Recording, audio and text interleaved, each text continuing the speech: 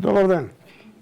Ова е време за разговор околу економијата и како што веќе вообичаено ја насловуваме последно време пост-ковид економија. Таа и натаму е во распонот од притаени надежи до прилично деликатни почетни процеси на економски заздравувања во почетокот на 2021. Меѓутоа, наместо да ги соопштувам своите импресии, становишта и анализи, го поканив доктор Бранимир Јовановиќ, аналитичар на Виенскиот економски институт. Добро утро, Јовановиќ. Добро утро. Добро утро. Ладно ли е во Виена? Студено ли е? Па не е толку. Добро. Ај уште еден аспект на Австрија. Каква е состојбата со ковидот? Па подобро него во Македонија дефинитивно. Денови има околу 2000 случаи дневно на ново заболени, што за македонски услови е околу 400 отприлика, што е отприлика двојно помалку него во Македонија. Така што дефинитивно е подобра состојбата и некако има поголемо чувство на сигурност. Кафаните и рестораните не се отворени се уште, и хотелите затворени се од ноември. Дури сега се почна со дискусија за тоа дали треба да се отворат или не. Се прави еден експеримент, се отворија во едно мало градче и ќе се следат резултатите од таму. Иако резултатите не се многу негативни, ќе се пристапи кон отварање во другите градови. Така што пристапот во Австрија е многу повнимателен и многу постудиозен отколку во Македонија, многу посериозен. Некако во Македонија премногу работите се вршеа стихино, некако адхок преку ноќ. Денеска ќе ја воведуваме строги мери, ќе утре релаксираме се. Во Австрија не е така, во Австрија цело време барем ја колку што ја следам состојбата, цело време се трудат да држат да имаат некој став, а ставот е да се биде внимателен во врска со отварањето, затоа што здравието на луѓето е многу поважено од сите други аспекти. Економијата дефинитивно ќе трпи. GDP во Австрија оваа година, 2020 всушност, падна според првите податоци за 6,6%, во Македонија за 4,5%. Значи Австрија малце повеќе погодена од Македонија, нема дилема, но тоа е прво затоа што Австрија е туристичка земја, скијањето им беше многу погодено, а второ е затоа што пазете ви од октомври, крајот на октомври, Австрија беше целосно затворена, значи 3 месеци, ноември, декември и октомври дел беше затворена економијата. Во Македонија тоа време целосно се беше отворено. Јовановиќ, што нормално дека ќе биде повеќе погодена, но сепак чувството е дека сте посигурни во Австрија отколку во Македонија.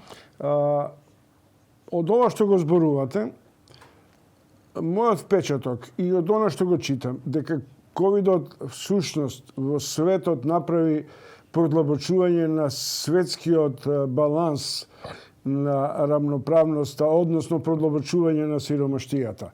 Според вас, кој настрада најмногу од ковид епидемијата?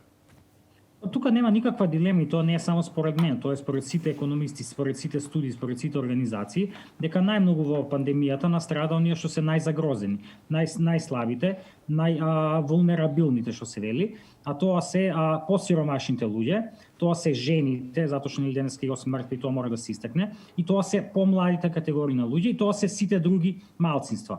Например, црнците во Америка или латиноамериканците и слично, или други етнички малцинства во други земји. Така што нема никаква дилема околу тоа. Оваа криза, некои економисти ја нарекуваат К-криза, односно криза во облик на буквата К. Зошто? Затоа што за едните работите одат нагоре, а за другите работите одат надоле.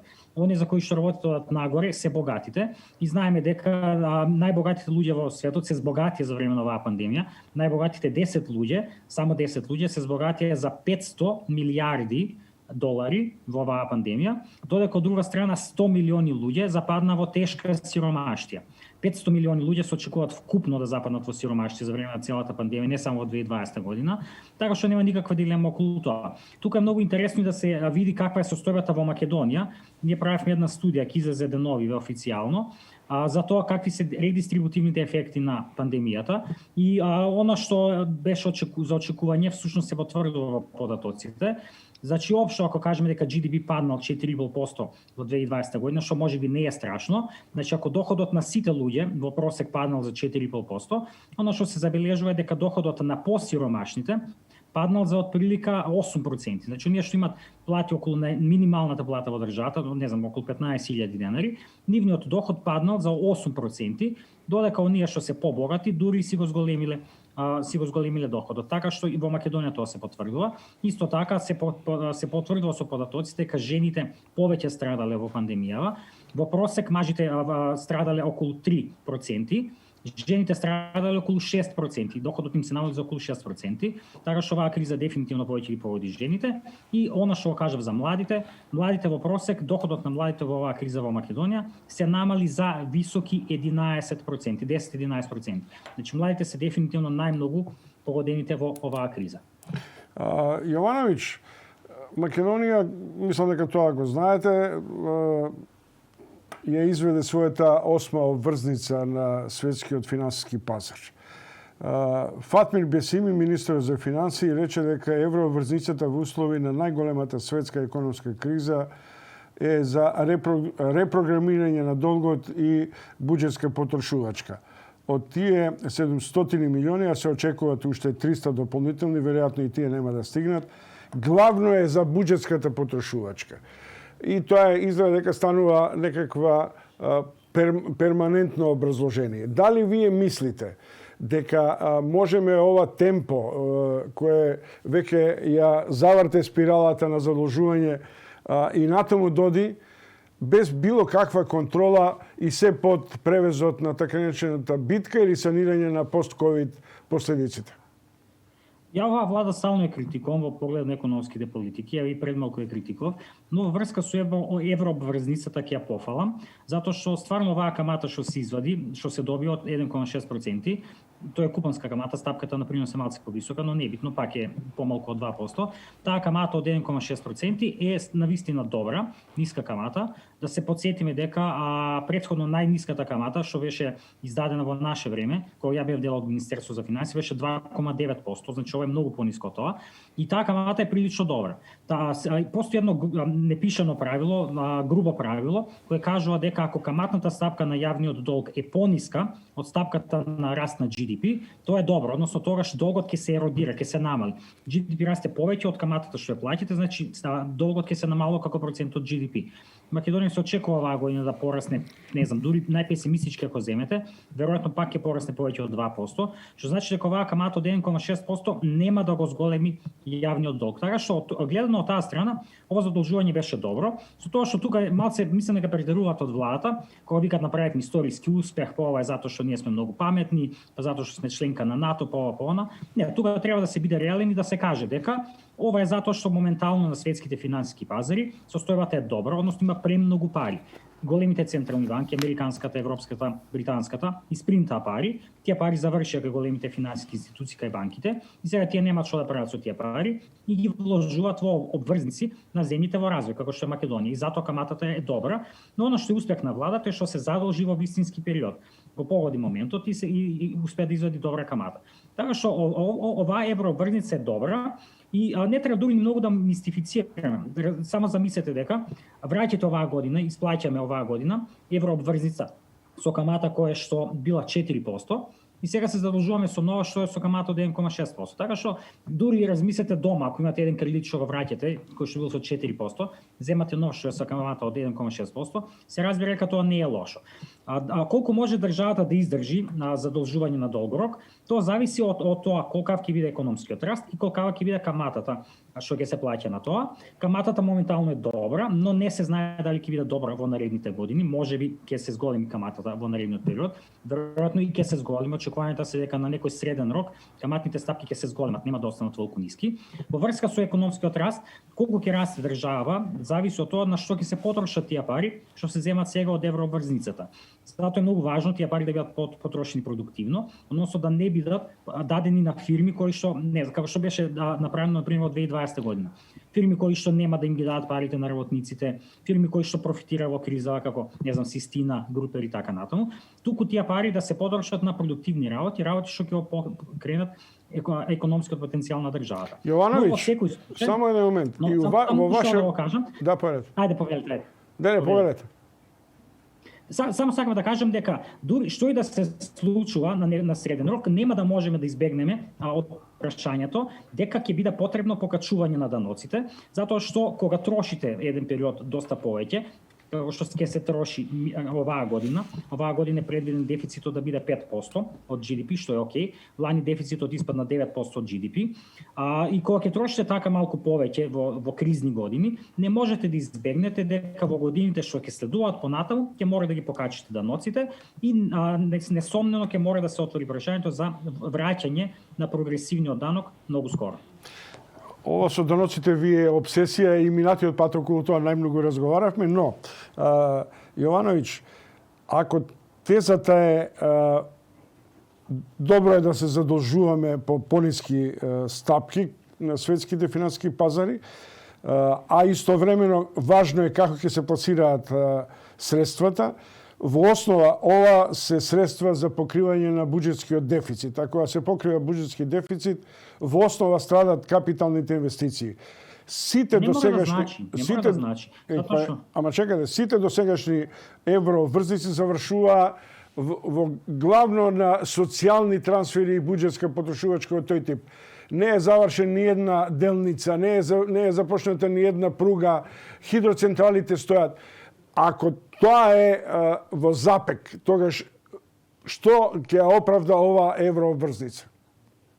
Значи, гледате, така беше, јас се согласувам со тоа, и затоа и го критикувавме Груевски неговата влада, дека не задолжува по високи камати и за правење на Скопје 2014, кој што не носи приход, кој што не генерира економски раст. Но тоа не зачека, мора да биде така. Затоа и велам дека многу е важно како ќе се потрошат овие пари. Не смеат да се потрошат на непродуктивни работи, како например покачување на пензии и слично, туку мора да се потрошат на продуктивни работи, што значи помагање на најсиромашните луѓе и најпогодените во оваа криза, помагање на фирмите, особено малите фирми, со цел тие технолошки да напреднат и да излезат посилни од оваа криза, и вложување во инфраструктура. Она што и вие го спомнате. Значи, оваа држава пати од недостаток на инфраструктура во било кој поглед. Тргнете, енергетика, повезуваме струја, имаме толку неискористен речен потенцијал. Сончев да не изборам. И така натаму, да не зборуваме сега во такви детали. Така што многу е важно во наредниот период да видиме засилени јавни инвестиции и особено инвестиции во така наречен одржлив раст. Зелена енергетика, обновливи извори на енергија и слично. Така што тоа е на клучното. Знаете, според класичната кейнзијанска економска теорија, која што е секогаш валидна во услови на кризи, и тоа се потврдува секој од изминатите кризи во изминатите 100 години, државата мора да троши, владата мора да троши за да економијата излезе од една криза. Тоа се покажа уште во 1930 година за време на големата депресија, се покажува постојано, се покажа и во оваа криза. Така што владата мора да се задолжи сега, и нашата и сите други држави во светот се задолжуваат за да ја спасат економијата, но колку што е тоа оправдано, така исто мора да се инсистира на тоа тие пари да бидат потрошени на продуктивни работи, да не бидат фрлени во празно, да не бидат фрлени во ветар, туку да бидат инвестирани во нешто што ќе донесе економски раст. И тоа е она на што мора да инсистираме во наредниот период, да видиме владата да ги троши тие пари одговорно и продуктивно, а не да ги дава на фирми кои што профитираат во кризава и не им даваат платите на работници. Јовановиќ, како финансиски експерт, човек кој произлегол и од Народна банка, сакам да ја прашам да го коментирате соопштението и предупредувањето на Централната банка со кое на одреден начин се замрзнати исплатите на дивидендите на банкарите. Тука има сега две спротивставени становишта. Едното кај луѓето дека банкарите имаат една неверојатна олигархиска лихварска компонента, например не се соочија ни со елементарна солидарност да не ги наплаќаат каматите за долговите што ги имаат граѓаните, до степен дека важи правилото дека најстабилниот сегмент се на финансиската мапа во Македонија се банките.